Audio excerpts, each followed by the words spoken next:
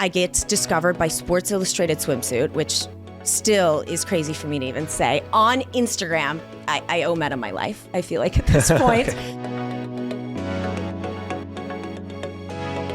Hey everybody, welcome to the Forbes Top Creators Show. I'm host Steve Bertoni. I'm here with creator, comedian, fashion model, sometime red carpet expert interviewer, Haley Bailey. You made me sound way cooler than I am. Thank you for that. That's my job. I'm pumping you up. I need you to follow me around all the time. Tell people that. So thanks for joining us. Of course. Thank you for having me. Anytime Forbes calls me, I'm there. I'll hold the light. I don't care. Your name's Haley Kalil. It is. But how'd you come up with Haley Bailey? So a lot of people don't know this, and they think it's my real name, which is why I use it as my real name. I use it interchangeably. I actually use it more than Haley Kalil. My dad, growing up, called me Haley Bailey because my middle name is B.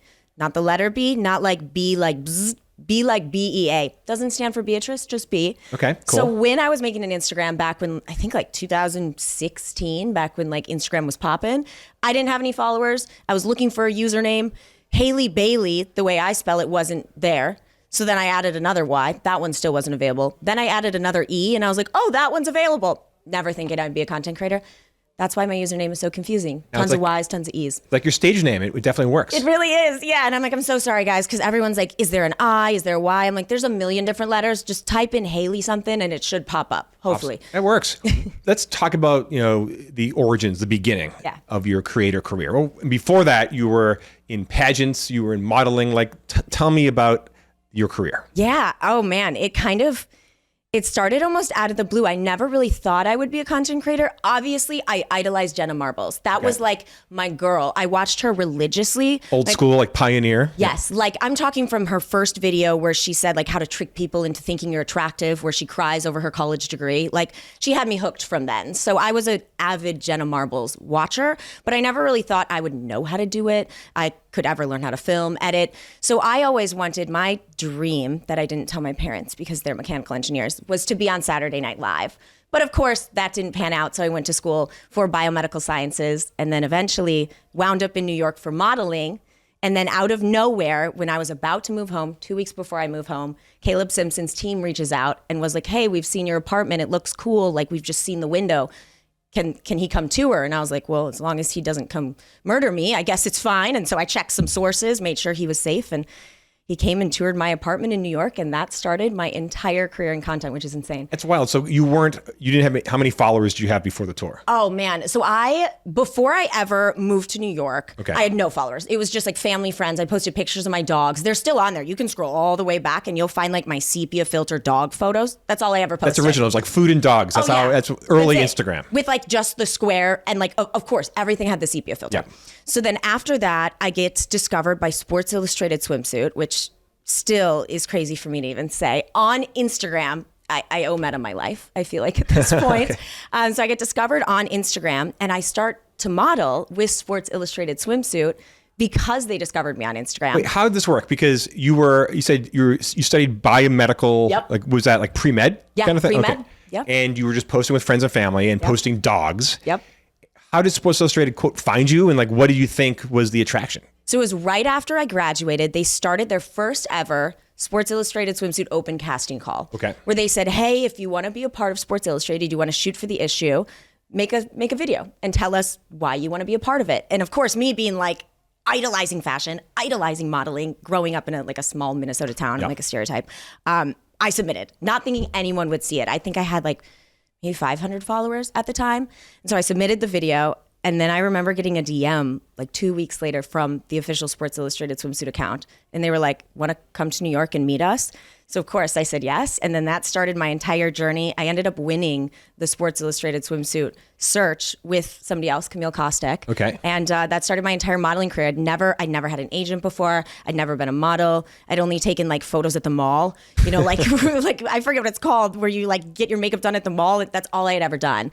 And so then I started modeling in New York. And then about 5 years into that, it was horrible on my mental health. I wasn't right for modeling. You have to be really strong mentally to go into modeling, but I did think it prepped me for what I do now. Very cool. What kind of modeling were you doing? Well, I started with Sports Illustrated Swimsuit. Mm-hmm. And then from there, I worked with a lot of brands. I worked with like JCPenney's, Kohl's, a lot of commercial stuff. I'm short. So everyone thinks I'm tall because I wear super tall heels on the red carpet. They're heels. They're like 6 inches because I don't want people to miss me. I'm like, you have to see me on there. But I did a bunch of different commercial modeling, but none that were like fancy editorials. I'm not tall like that, I wish. And then how do you think, you just mentioned that you think the modeling career helped you build a creator career just through mindset and experience. Tell me how. Yeah. Modeling was really hard. I did pageants, but I did pageants not as like a little kid. I did pageants when I was 16, 17 to pay for my school. Okay. So my dad made me terrified of taking out student loans. He was like, if you take those out, you'll never pay them back. And I was like, okay, well then I guess I can't do that. So pageants pay scholarship money if you win. And so I saw it on TV, I got the pamphlet in the mail, and I convinced my parents using the scholarship money part that like, hey, mom and dad, please, can I enter this? And they were like, as long as you pay for everything yourself, you do it all on your own, go ahead. So I entered, and the first year I didn't win. I was 16 at the time. I had no idea what I was doing. But I placed in the top 5, and I was like, oh, I was really close to that scholarship. So then I came back, and I ended up winning. And so that scholarship money, along with the scholarship money from when I went to Miss USA, paid for my entire college career. Where'd you go to school? I went to school at St. Cloud State University in Minnesota. Minnesota. Yeah, Minnesota. Go Huskies. I love it. And Forbes has a lot of like how to afford college articles, but I don't think pageants was one of them. So now we got a new idea. That's good. I don't even know if they still do the scholarship element. Like it, I feel like I'm going to age myself. I'm 32. So back when I was doing pageants, I was like 18, and they had a big scholarship component because it was on TV. So I'm guessing they had a lot of sponsorship money, and they used that to help pay for my college career, which I'm so grateful for. I would literally not. I would probably have student loans if I hadn't have done that. Gotcha. But how did it help your creator career in terms of like mindset? Well, I went from pageants, and that was the first time I ever really saw almost like an online scrutiny. Okay. That was really tough because you're pretty young. I mean, 16, 17, 18. That's why I feel bad for the content creators that come in now at that young age. Yeah. It's tough on your mental. And so that was the first time I was ever criticized, first on like your looks by people you don't know. I was used to being bullied at school. We all are. But like random people on the internet would comment on my body or my face. Yeah, and just 16, such a vulnerable time. Exactly. And you're also forming your self-identity at that point. And so the things that people say about you really hit home, and you start like looking up how to change yourself. You're like, oh, they don't like my nose. You're like searching nose jobs. And so you really have to process all those emotions that you're going through. And I'm grateful that I did then. And then again, when I was in my like early 20s, 24, 25 is when I started modeling, you had an influx of it then. So it's like I was constantly almost being criticized online, which was tough on my mental, but prepared me for the criticism that you receive when you put yourself out there online in any form. And I'm really grateful for that, because I think I would have like totally combusted if I had just gone into content creation raw without that experience of like understanding that you are worth more than what people on the internet think of you.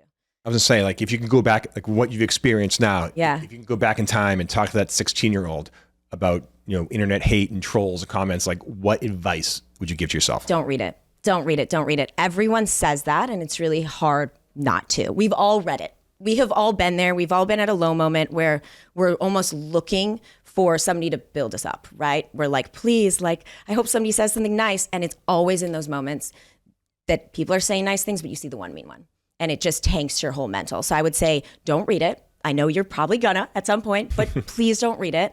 And also just know that they don't know you. Like they don't know you. So they're just saying things about a character in a show to them. They don't know you as a person, so they're just criticizing a character, and they don't know everything about the character. So do not take it to heart. Listen to your friends and family who know you. They're the ones that will tell you if you really have a problem. You read it now, or do you post and ghost? No, I don't read it. I usually read a couple of the top comments. So if the mean stuff sneaks in there, I will see it. I'm not gonna lie. I do read things, but now it doesn't hurt as bad because I'm used to it.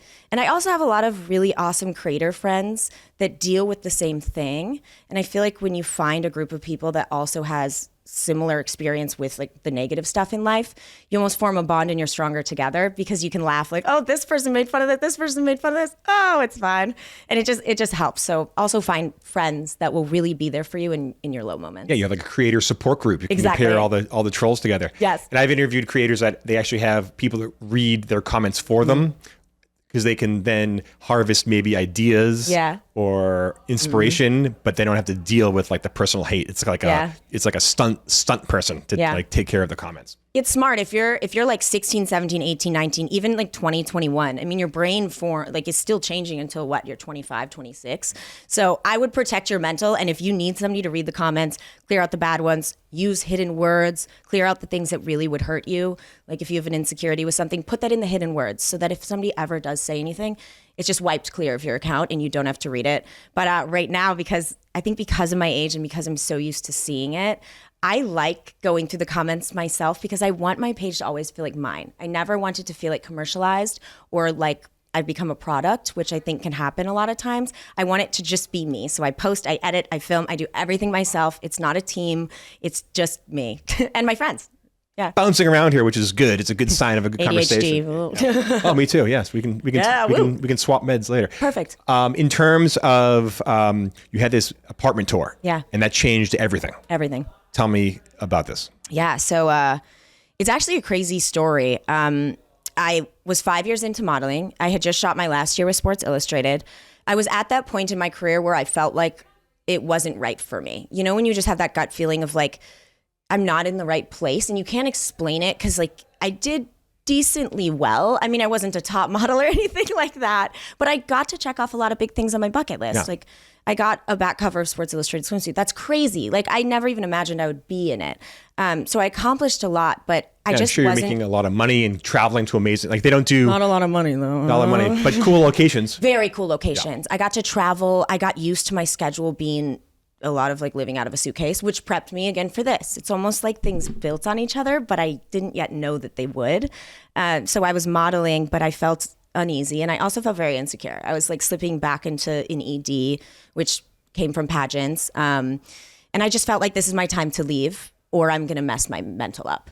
And so I had 2 weeks left on my shared apartment that I shared with my ex-husband. We had just gotten a divorce. He's still one of my close friends. Easy divorce. We shared a lawyer. Like, I'm so grateful for him. Truly, like, one of the best people I've ever met. And I was about to move home to Minnesota because I could not afford the apartment when Caleb's team reached out and were like, hey, we've seen this window on social media. Can Caleb tour your apartment? And then I said yes, and they filmed the videos. The first time Caleb ever saw my apartment, I washed everything and I scrubbed the grout on the floor. I'm like, this place has to look spotless. And he came over and then he posted the video, I think like a week later. And within like 5 hours, it was at like 50 million views. 50 million. And I'd never, ever in my life seen numbers like that. Like, of course I had seen it on creators pages. Like you go to Mr. Beast or Zach King, like of course you're gonna see that, but never something associated with me.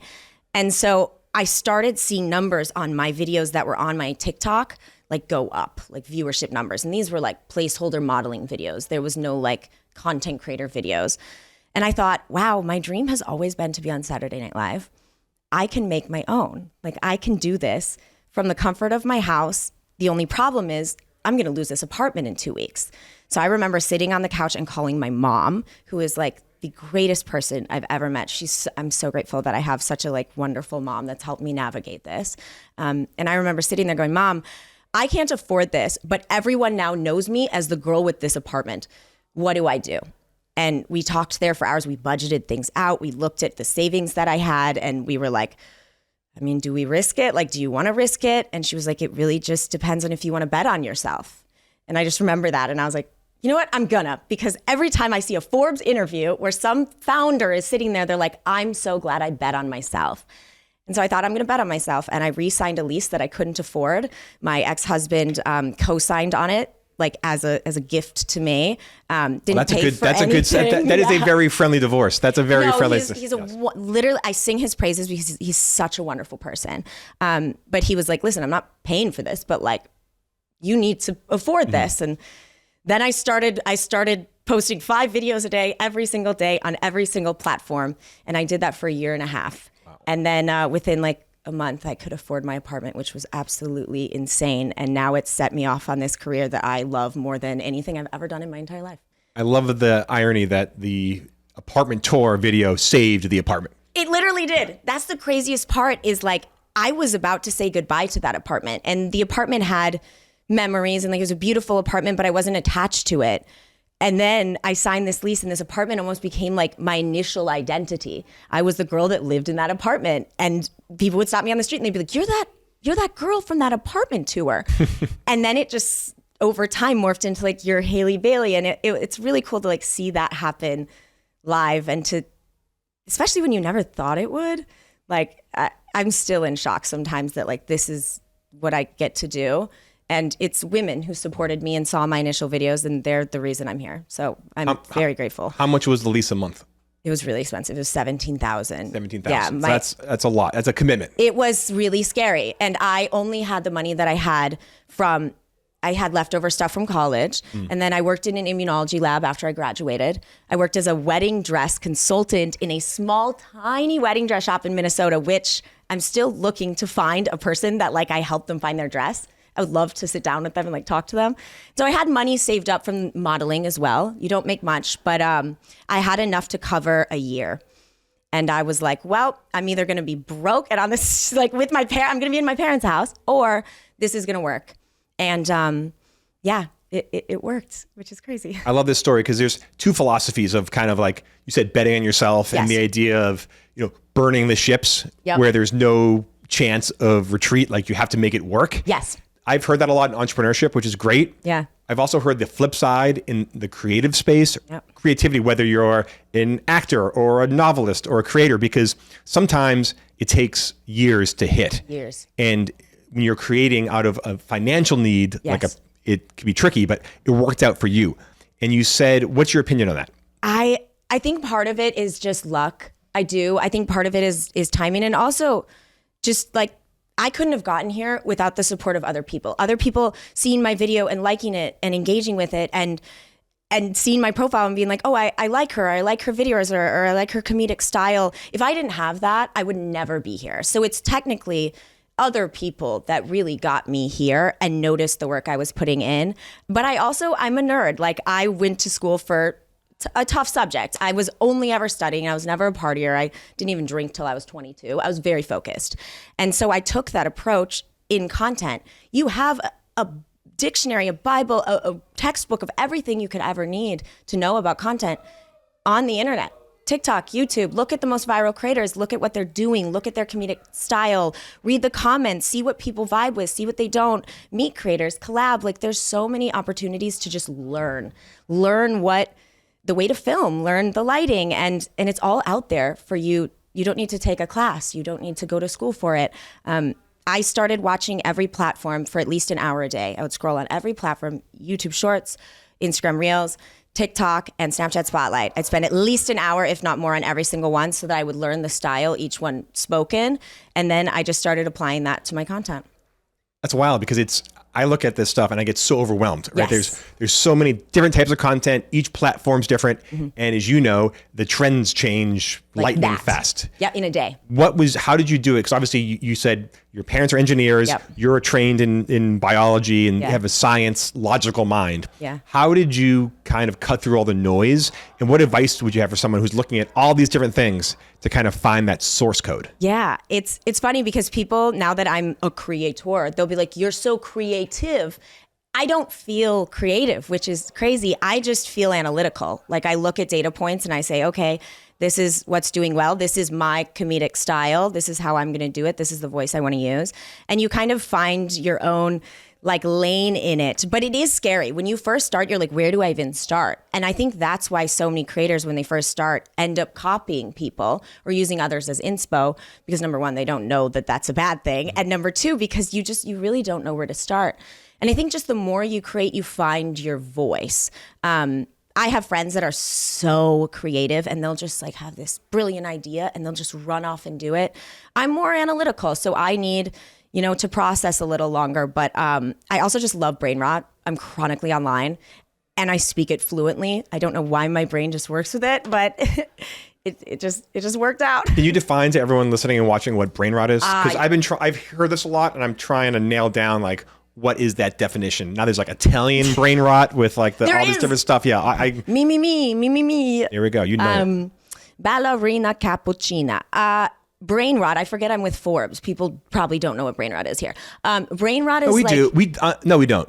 If you have kids, you probably do. YouTube Shorts, like Shibbity Toilet is brain rot, or like Ironically, while I cover creators, my kids are off social media. You're so smart for that. That's good parenting right there. Because we're doing wait till 8, which is you wait until 8th grade to give kids phones. That's really smart, because there's a lot of crazy stuff on the internet. I know, because I hopefully I don't make the crazy stuff. Hopefully I'm very parent approved, but there's crazy stuff on the internet. Yeah, brain rot is any of those things where if your kid is just randomly saying things, it's probably TikTok brain rot, an audio, a song, something a creator said that's really catchy. Like Brittany Broski has the funniest lines. Like, that's brain rot. What I make sometimes is brain rot, but it's fun brain rot, hopefully. Why is it called? Is it brain rot because is it just like mental junk food? Yeah, it's kind of like memes. You know how like memes are brain rot for like millennials, which the meme culture is still very much alive for Gen Z and Gen Alpha. They just are usually in video form or edit form. That's brain rot. It's just the stuff that like doesn't really teach you much, but will sit in your head and like almost feel like a worm, and you'll just hear it playing. Like, what the hell? What the helly? What the Halle Bailey? That's brain rot. Okay. Yep. Is there a way to break down analytical brain rot, or is it pure viral where it's just like a lottery and people just make random stuff and some stuff sticks and other stuff just vanishes? Is there like is there a secret to brain rot? I'm guessing there probably is. I don't think I've figured it out yet. Okay. I usually play off the brain rot that's already viral, but the creators that are making certain brain rot viral, like the Plankton, you probably have no idea there's a Plankton meme where he's like, oh, and then everyone started using it for like when you touch a garbage can and there's like wet marks on it, and they're like, oh. No idea where somebody came up with that. Okay. No idea who made the meme, but now it lives on the internet forever with like billions of views. So no idea. Crazy. With your kind of analytical mind, do you ever think about why the apartment tour went so viral? I mean, it's a beautiful apartment. You're a great host, but it wasn't like this is a $50 million castle in the sky kind of thing. Like, what do you think it was? I think the apartment itself is very unique. Number one, people just love New York. I moved to New York because I was obsessed with New York. I mean, you grow up, especially from middle America, you're like, it's either New York or LA, and that's like your dream. And so my best friend and I, our dream was New York City. And so I think that the allure of New York is enough to get people interested in at least watching the video. And then on top of that, we hear so much about New York City apartments, right? We hear about the horror stories. We hear about the tiny ones. We hear about the massive ones. We hear about the brownstones. And a lot of people never get to see the inside glances into that unless it's like in Architectural Digest or something. So when a creator is going into these houses, it's fun. And it was also right almost at the beginning of Caleb Simpson's career as well. I think he was like 6 months in. So he was blowing up at the time and people were paying attention to him. And then also my apartment is just kind of quirky and fun. It's like, it has a lot of old features to it because it's pre-war. Still has like the old elevator doors that my TV is on. It has the circle window. That's what everyone loved. I'm obsessed with Marvel and DC. So it had a lot of like action figures. I also have 3 cute dogs. So that probably helped. But it's just a quirky space. And it's really beautiful. Like it's just a really, really pretty apartment. And so you signed this big lease. Yeah. You bet on yourself. Terrified. And then you started making 5 videos a day. Yeah. That just makes me like have like hives. I still do it. Yes. Yeah. Do 5 a day. I do 5 a day. I want to find out like how'd you get the ideas? Yeah. But then take me through like a Haley Bailey day in the life where like you wake up and you have to come up with ideas, shoot, edit. Like it's a lot of hustle. It's a lot of grind. Yeah. My ADHD helps. And my love for the internet and internet culture. It started with Jenna Marbles, right? She kind of started a lot of comedic internet culture already. And like those early days of YouTube started a lot of what like I would watch that has now helped me in my career. But I just love to scroll. Like I'm just a user. I love it so much. Bedtime, phone time, where you're just sitting there, scroll. It's my favorite thing in the world. What are your numbers? I turned it off. I turned it off. I turned it off, which means it's probably like 12 or 13 hours a day. I mean, it's bad. Like if this wasn't my career, I would need to go to therapy because it would be a problem. But because it's my career, I'm like, oh, it's fine. This is what I do every day. It's research. Yeah, exactly. Thank you. But the internet just has a culture and each app has a culture. And the more that you scroll, the more you like find that the part of that culture that like you can express creatively and the part that you fit into. And also the comments section is a really good place to spark ideas. Like if ideas don't come to you just naturally, like hanging out with your friends, which usually with comedic creators they do, because you'll be hanging out with your friends and something funny will happen and you'll write it in your notes like, oh, this would be a great video. But a lot of times it's the captions and the comments and different things that like tell you what people are thinking, what they identify with, and what maybe they would like to see comedically. So if you're a new time creator, always go to the comments. It's one of the best places to like spark an idea.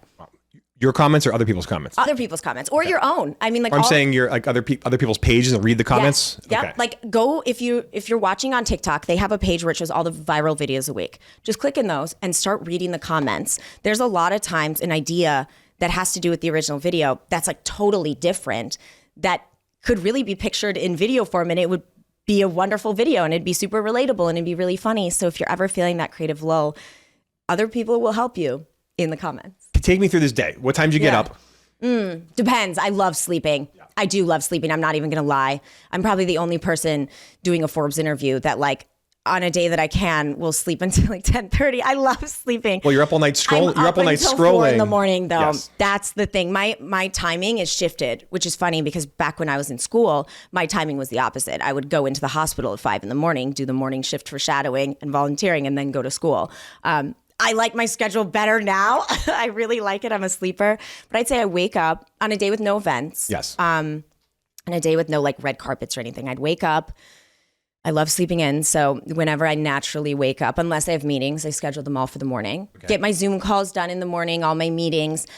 And then it's really off to the races. It's kind of like, what did I save? You know, in my brain, I have notes that I'll just write down in my phone that are almost chaotic. No one would have any idea what they mean. Sometimes I don't even know. I'm like, Haley, what were you saying here? Like, what is the video idea? And I just start filming. It's weird. I don't really script anything. I don't really storyboard it. I just kind of start filming and then I post live. I literally will just post it right after I'm done. I usually don't like wait on a video unless it's a celebrity collab or like a brand deal. I'm posting live usually. So I'm just kind of filming all day. I'll invite my friends over. We'll go do things and we'll film like at those things. It's really just, it's me running around with my camera and my tripod and my friends. And do you ever like not panic, but anxiety where like, okay, I have to do 5 videos and I'm coming up empty. There's nothing. Like, how do you battle that? I think in the beginning, because I was so scared that like, number one, I couldn't afford my apartment. I really felt that pressure, but I drove through it. But I also had an arsenal of ideas in the beginning because I had never made videos before. So like every thought you've ever had for a video, you're like, oh, perfect. I've never done any of this, so I can do all of this. So it felt like I had unlimited ideas at that point. The more you do it, the more you're like, oh boy, I think I've done this idea like twice or 3 times. And you start having to really think more creatively. Maybe instead of like a 1-shot video, it's 2-shot. Then you get more complex with the editing. You start tying in like the TikTok culture or Instagram reel culture, or like you start collabing with other creators. But yeah, it's hard to stay motivated creatively sometimes. And I get in lulls all the time. That's normal. Don't be too hard on yourself. Creators are really hard on themselves when like you can't come up with an idea. There are times that now I don't stress it. I'll post once in a day or twice.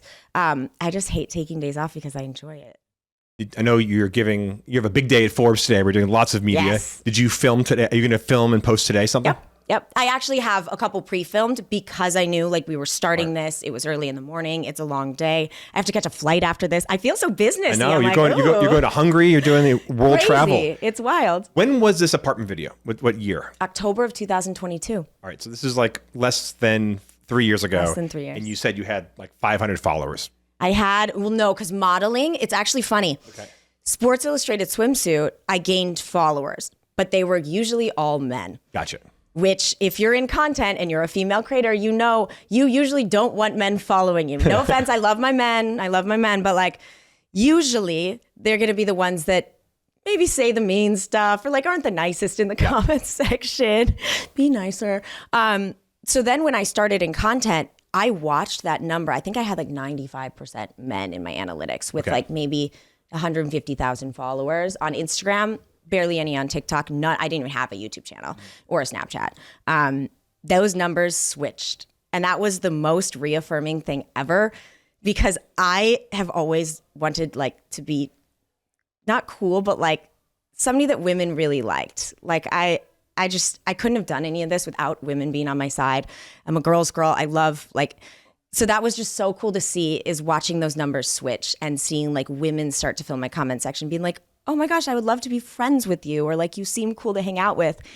That hits so much better than like any comment from any man. No offense. I still love you guys, but yeah. So how many combined followers do you have now? I don't even know. 13.6 on TikTok, 7.4 on Instagram. YouTube is like 7 point something. And Snapchat, I don't know, a couple million. Right, we'll call it about 30 million followers. That's so scary. That's incredible. In less than 3 years. Yeah. And you would say, would you say 90% of them are women? I would say like when I first started, yes. Okay. Now, I mean, I also have a lot of people that follow me that are gay who I love so much. So I have a lot more men now. Okay. Because I think of the red carpets. Like, I think everyone's a fan of that. Like, Yes. the glitz, the glamour. There's just so much to see there. So I'd say like 75% women. Wow, incredible. And in terms of, you started doing these 5 a day. Yeah. When did it start taking off? Like, did it? Right away. Right away. Yeah. I feel very, very grateful for that, because I have a lot of friends that have been in this industry for a long time. And like my friend Carter, he started when he was 13 doing long form YouTube videos.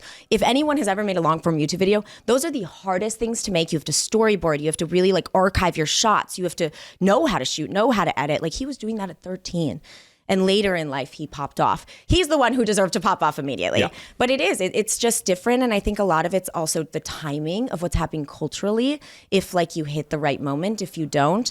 But I do think if you put out really good content and it consistently is good and you're consistent with posting it, you will have your moment. You will. Like, I really do believe that. You said growing up you wanted to be in Saturday Night Live. Yeah. Which is incredible, because I looked at the stats. Like, your YouTube channel has like 7.5 million. Yeah. And you're a one-person show. Yeah. And then Saturday Night Live, their YouTube channel has 15 million, and that's they've been around for 50 years. That's wild. And stuff. So it's amazing that, like, you know, your popularity is just kind of a one-man band is, you know, up there. See that with them. SNL? Call me. There we go. Hey, that plug. Were you funny growing up? Were you a class clown? Were you doing theater stuff besides all your math and pageantry? Like, were you like, do people grow up like, oh, Haley's funny? Yeah. I think your stuff's really funny. Thank you. I appreciate that. I was like a huge weirdo. Like, I was like the nerd. And my best friend was the same way. I've had the same best friend since we were 5 years old. So we have been like glued to the hip. She's a doctor. She lives in New York City, and she's in a lot of my videos. Her name's Lindsay. She's amazing. If you haven't heard of her, search her. She's incredible. But I was a huge nerd. Me and her were like almost like the outcasts of the school. If you look at old photos of me, which I post sometimes, you'll see I was like a super nerd. I was very outgoing, but almost in private, like amongst the people that I knew. So when I was little, I would do skits for my family. I would record like little fake commercials. I had like a fake talk show with my sister. I loved performing, but I wasn't the class clown because I was so scared of disobeying authority that I was like locked on the teacher, taking notes, like not saying anything. So I don't even know if people in my class they probably didn't even think anything of me. They were probably like, oh, I don't know anything about her. Because I definitely wasn't like loud and like vivacious in school or anything. I just kind of focused on my studies. But my parents used to say, Haley, you are our little Lucille Ball. And that's what they would call me growing up. So obviously my parents kind of knew, but I don't think anyone else really saw this becoming my career. How would you describe your comedy and like your style of content? Like, if you're describing your feed to a stranger, like, oh, Haley Bailey, like she does X kind of content. Like, how would you describe this comedy? It's like chronically online comedy or like relatable comedy. It's kind of just like, you know, a lot of people think that when I say I'm a comedian, they'll be like, oh, you do stand up. And I'm like, oh my gosh, I would literally be terrified to do stand up because you're getting the reaction live. At least mine is through a screen. So mine is just kind of like, I love doing recreations, like of viral celebrity moments. I love doing quick comedy bits, kind of like what SNL does, but I can do them faster because I can do it on my phone. So if something culturally happens, I can do a video or a bit about it that same day versus like SNL might need to take a week, 2 weeks, 3 weeks. I can do it right away. So a lot of it's like cultural moments. A lot of it's like red carpet stuff based around like White Lotus came out recently. I did a lot of content about that. Squid Games I've done content about. So it's really just like chronically online comedy content and relatable stuff. How do you make, this being Forbes, how do you make money? What is the business of Haley Bailey? So there are multiple ways to make money as a content creator. Number one is AdSense, which that's what I knew nothing about the brand deal side of this when I first started. So when I started posting 5 videos a day, I thought it was for ad revenue. So I always watched those YouTube videos of like, I have this many subscribers and this is how much I make on ad revenue. And I remember searching on YouTube, like every time I'd hit a thing, I'd be like, I have 100,000 subscribers and this many watch hours. How much money do you think I can make? Because I was just trying to see if I could ever afford to live in the apartment. And ad revenue is great. YouTube pays really well. Instagram is starting to pay really well. TikTok monetizes over a minute videos. So you'll get like ad revenue share of the ads run on your videos, basically is how it works. Snapchat also does it, but their system's a little different. So each platform has a different ad revenue system. Now, the flip side of the coin is brand deals. And brand deals are going to be where a brand comes to you. They say, hey, you're basically like a TV network at this point, the same way they'd run ads on Fox or they'd run ads, when you're watching TV or on Hulu or on YouTube.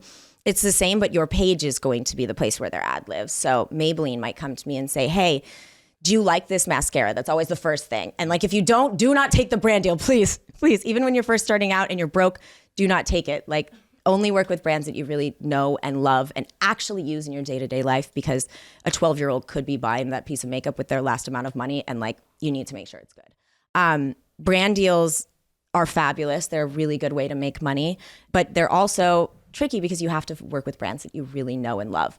So those are kind of the 2 avenues. And then there's other things like speaking engagements you can do panels, things like that. But those are going to be like your bulk of the money that you make is going to be ad revenue, brand deals, and sometimes equity deals if you get lucky. Tell me about some of the brands you've worked with. Yeah. Oh my gosh. I've worked with tons of L'Oreal brands like CeraVe, Maybelline, La Roche-Posay. I've worked with Samsung. I've worked with Taco Bell. I've worked with KFC. I've worked with, I've worked with, a ton of clothing things. Opali.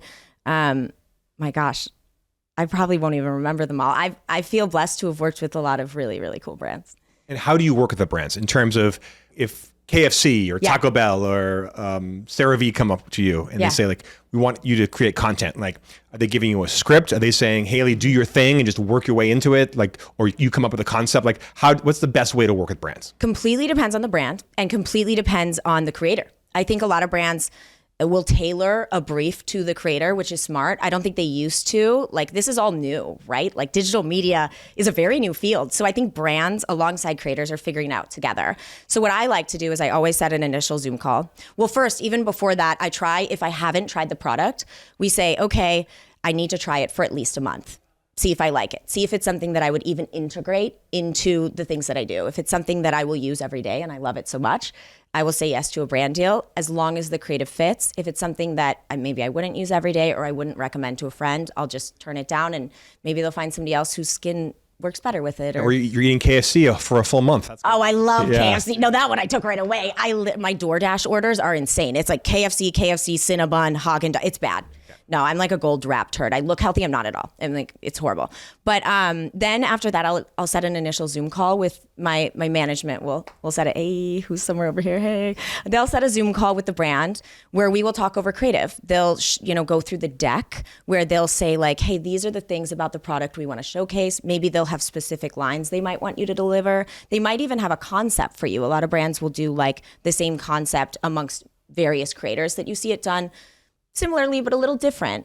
I do comedy, so my stuff isn't your stereotypical, like, get ready with me where I might be able to just talk about a product. I have to integrate it in a way that is entertaining. And I'm not really great at just like talking to the camera. I prefer to do my own spin on it. So a lot of times I'll have ideas that I'll pitch to a brand even if they have a deck where they have a very specific creative. And we'll play around and try to see where we can meet in the middle, where my voice is still there, because if I'm advertising something, I want it to be in my voice so that I never feel like I'm lying to anybody. But then the brand is still getting what they want the audience to receive through my voice. So cool. In terms of, your business, whether it's with brands, whether it's creative stuff, like, do you have any goals, anything you want to change? Because you're always evolving. Yeah. Everyone's always evolving. And again, you love skits, you love, pop culture, you want to be on SNL. Like, what do you see coming? And if we're sitting down and having this conversation in 2 years from now, what's Haley Bailey doing on a weekly basis? I have no idea. And that's the fun of it. Like there's a lot of people that use the creator pipeline to achieve, maybe they want like a book deal, they want to be an author, they want to be in film, they want to be a producer, they want to be a writer. There's so many different ways to channel the creator pipeline into like other careers or be a creator while doing something else. There's just so many possibilities. Entertainment is massive. For me, I really just love this. Like, I truly love creating short form media, digital content. Like, I love it. If I was doing this for the rest of my life, I would be happy. But whenever a new door opens, I'm the first to be like, what's down that? Like, my ADHD is like, what's down there? Is it fun? So film is something I would love to explore. I've been in a Lifetime Christmas movie. That was a huge bucket list thing. Oh, nice. I missed it. What was your character? So I was actually the wife of the main character's brother. So I had like a little supporting role, but my family watches those every single year. Like, I'm from Minnesota. We watch Hallmark and Lifetime Christmas movies. Those are our movies. And so to be in that was just cool because my whole family watched it for Christmas. And like, it was just a really big moment for me because it was a goal that I had growing up. But I feel like I would love to own a product. I think that that's a newer goal of mine. I didn't feel confident enough being like somebody that could make something amazing, and also being responsible for something that people spend money on, right? Like, that's terrifying. What if it's not good? What if it's not up to par? What if it doesn't turn out the way you want? They're big investments. But I think the older I get, the more I invite those challenges into my life. And so that's an area I'd like to explore. But what would it be? What are you thinking? What's on your phone notes for I want like Haley's brand? I want like Prime, but like girl based, like more like Prime drink? Yeah. Okay. Yeah. But like, for women, like one that women can feel comfortable drinking. Yeah, something like that would be really cool. Very cool. When you were doing the Lifetime, you're so used to like the run and gun style. Yeah.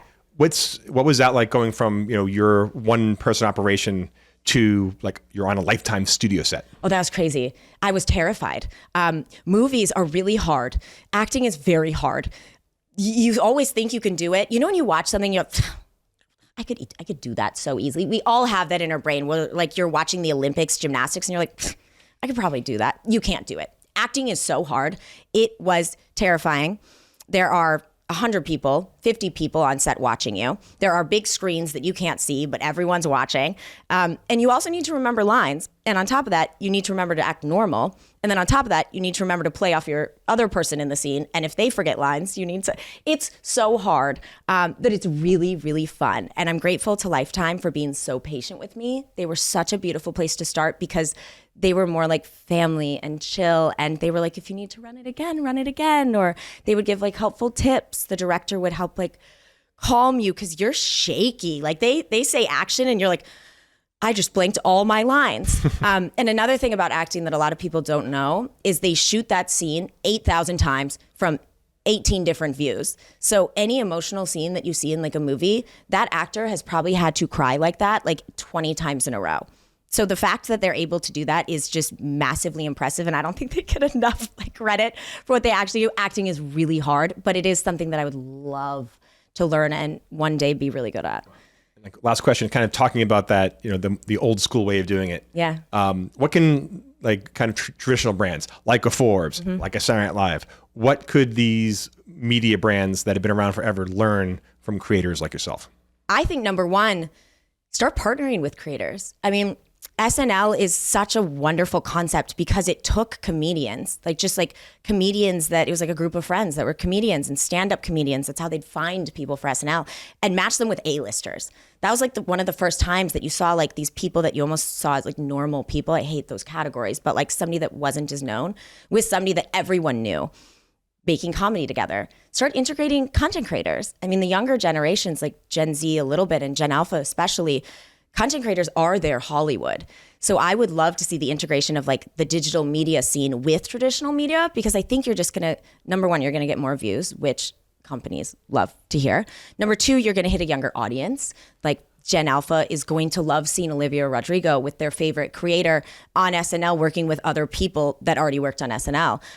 So I'd say just be more open to digital media. It's new, it's scary, yes. Creators seem a little unhinged. I promise we're not as unhinged as we seem on our profiles.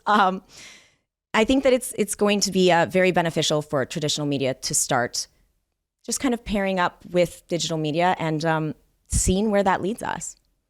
So that would be my one piece of advice, would be use the creator space. We are dying to work with traditional media. Like SNL, use me for anything, anytime. Like I would love nothing more than that opportunity. So you're gonna have a lot of young, creative minds willing to work hard, and they have tons of people watching them every single day. Use it. Haley Bailey, thanks for collaborating with Forbes. We appreciate it. This was awesome. And thank you for collaborating with me. I'm stoked. This is amazing. Awesome. Well, thanks so much. Of course. Thank you.